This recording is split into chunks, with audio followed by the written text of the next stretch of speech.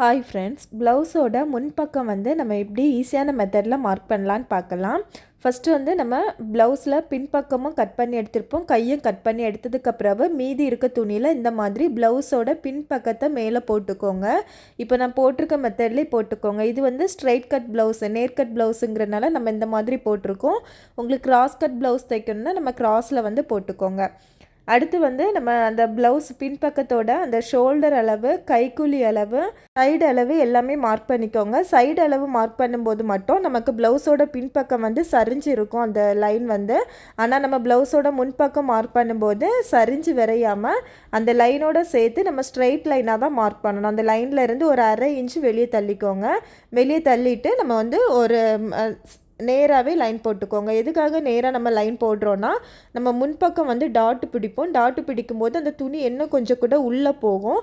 அப்போ நமக்கு சைடு துணி பத்தாமல் போயிடும். அதனால் வந்து நம்ம அதை நேராகவே வரைஞ்சி விட்டுக்கணும். இப்போ நான் வரைஞ்ச மெத்தட்லேயே நேராகவே வரைஞ்சி விட்டுக்கோங்க. அடுத்து வந்து இந்த கழுத்து சைடு வந்து நமக்கு பின்பக்கத்தில் இருக்க ரெடி அளவை ஃபஸ்ட்டு மார்க் பண்ணிக்கோங்க.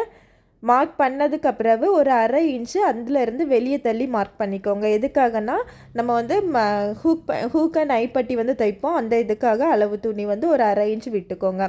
அடுத்து வந்து கழுத்தோட அளவையும் மார்க் பண்ணிக்கோங்க. அந்த கழுத்தோட ரவுண்ட் ஷேப் வந்து நம்ம மார்க் பண்ணண்டாம்.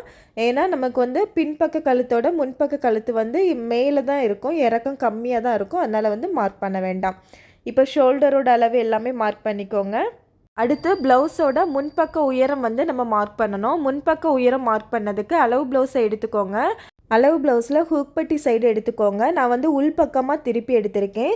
எடுத்துகிட்டு அந்த ஷோல்டர்லேருந்து நம்ம அந்த டாட்டோட சென்டர் பாயிண்ட், நம்ம நிப்பிள் பாயிண்ட்டுன்னு சொல்லுவோம்ல, அந்த அளவு வர அந்த டாட்டு முடிகிற பாயிண்ட் வர நான் வந்து எடுத்திருக்கேன். எடுத்துகிட்டு நான் நம்ம இப்போ மார்க் பண்ணக்கூடிய ப்ளவுஸ் துணியிலையும் நான் வந்து ரெடி ஷோல்டர் தான் வச்சுருக்கேன். பாருங்கள், ரெடி ஷோல்டரில் வச்சுருக்கேன். வச்சுட்டு நம்ம அந்த nibble point, shoulder to nibble point அளவை ஃபஸ்ட்டு மார்க் பண்ணிக்கலாம். இந்த மாதிரி மார்க் பண்ணிக்கோங்க. மார்க் பண்ணதுக்கப்புறம் அந்த இடத்துல அப்படி லைட்டாக இழுத்து ப்ரெஸ் பண்ணிவிட்டு கீழே வந்து அந்த டாட்டு, அந்த நம்ம டாட்டு பிடிச்சிருக்கோம்ல, அது முடிகிற இடம் வர கொஞ்சம் இழுத்து விட்டு மார்க் பண்ணிக்கோங்க. அப்போ நமக்கு தையலுக்கான அளவையும் சேர்த்தே மார்க் பண்ணிக்கலாம். இப்போ ரெடி ஷோல்டரில் இருந்து எனக்கு மொத்தமாக 13 இன்ச்சு இருக்குது. 13 இன்ச்சு நமக்கு ரெடி அளவாட்டும், 1/2 இன்ச்சு தையலுக்கான அளவு, நம்ம முன்பக்கமும் பட்டியும் ஜாயின் பண்ணுறக்கூடிய இடம் மட்டும் வரும். இப்போ அந்த அளவில் வந்து நம்ம ஒரு லைன் போட்டுக்கலாம். இவ்வளவு தான் ப்ளவுஸோட முன்பக்க உயரம் வந்து மார்க் பண்ணுறது.